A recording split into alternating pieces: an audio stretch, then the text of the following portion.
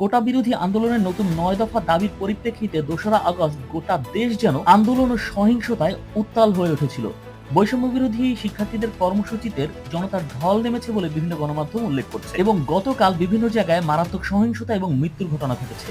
খুলনা যেন পরিণত হয়েছিল রণক্ষেত্রে। পিটিএ পুলিশ কনস্টেবলকে হত্যা করা হয়েছে। হবিগঞ্জে গুলিতে নিহত হয়েছে পিডিবির এক অস্থায়ী কর্মচারী।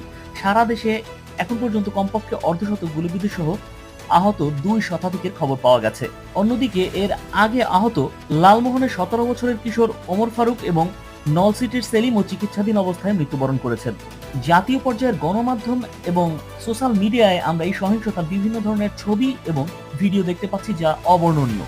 এরই মধ্যে ছাত্র জনতার আন্দোলনে হামলা ও হত্যার প্রতিকার সহ পূর্বঘোষিত ৯ দফার দাবিতে আজ ৩রা আগস্ট রোববার থেকে অনির্দিষ্টকালের জন্য সর্বাত্মক অসহযোগ আন্দোলনের ডাক দিয়েছে বৈষম্য বিরোধী ছাত্র আন্দোলন।